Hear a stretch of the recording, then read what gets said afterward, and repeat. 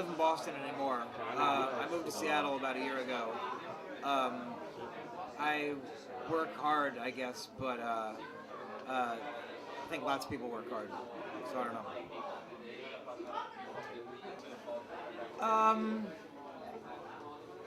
I think,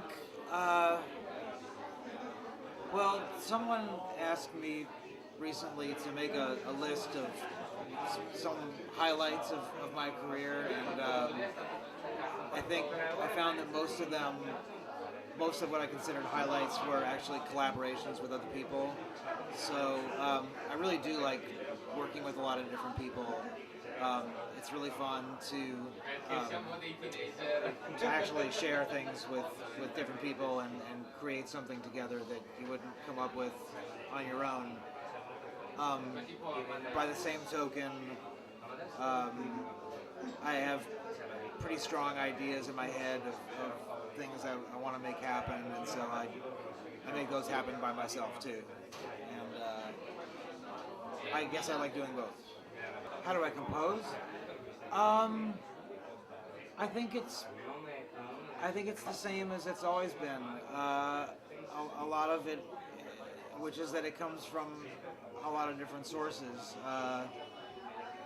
Sometimes bits of songs will come to me just when I'm riding my bike, or and other times things will come just from picking up the guitar and not even know what I'm doing.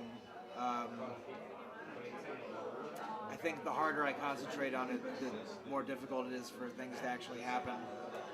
I've been doing a lot of film scoring in the last few years, and I find that that's really easy and really intuitive for me. So sometimes it's just a matter of watching something, and music will come from imagery.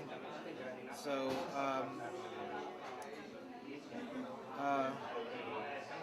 I don't think it's changed very much for me. It's pretty intuitive. I mean, I've been exploring some old songs like that recently.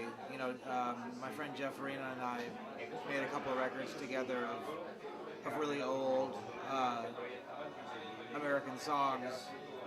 So I guess it's something that I'm thinking about more, but I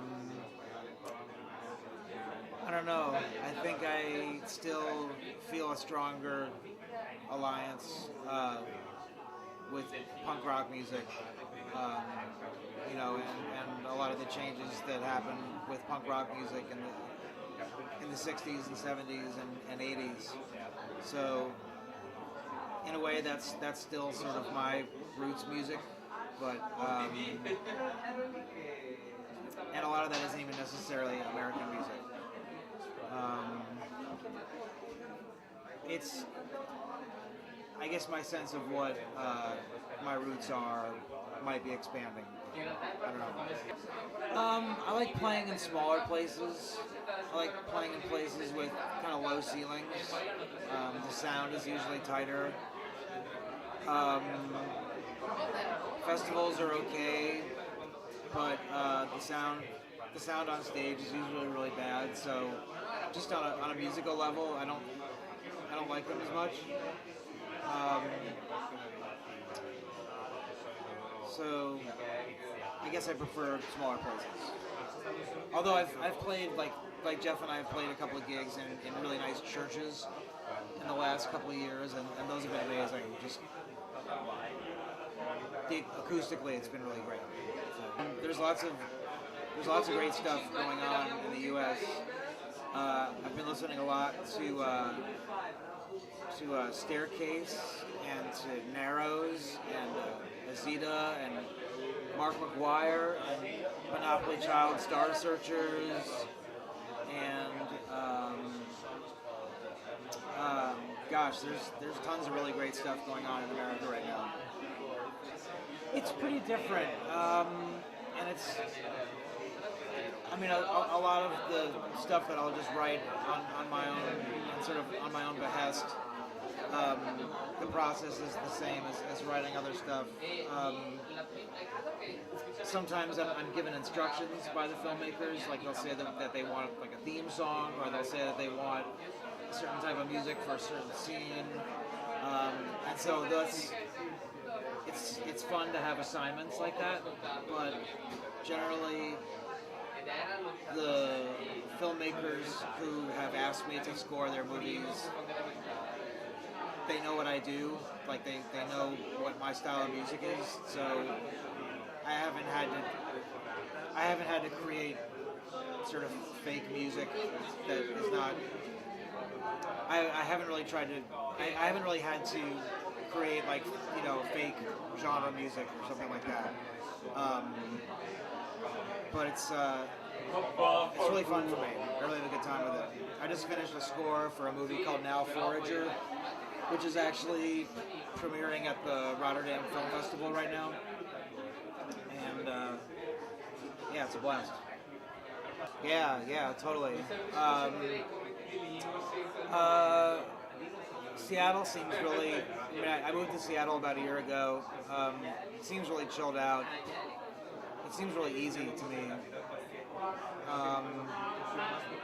And it also seems really mysterious. I've lived on the East Coast all my life, and the West Coast seems like this completely weird, mysterious place to me. So I'm still trying to figure it out. But I think it's good for me to try living in the West and check that out at least for a little while. I don't have any shame of anything I did in the past. I played in a band called Codeine a long time ago, and we're working on some reissues right now. Our records are going to get reissued as this big box set, and so we've been digging through that stuff and really closely examining that music, and I feel very good about the choices that we made then. So the worst thing about indie rock is the bands. No, I don't know. The worst thing about indie rock. There's nothing bad about indie rock, so I can't think of the worst thing. Nothing. The past is the past. I want to push the button that goes forward into the future. I don't care about reliving the past.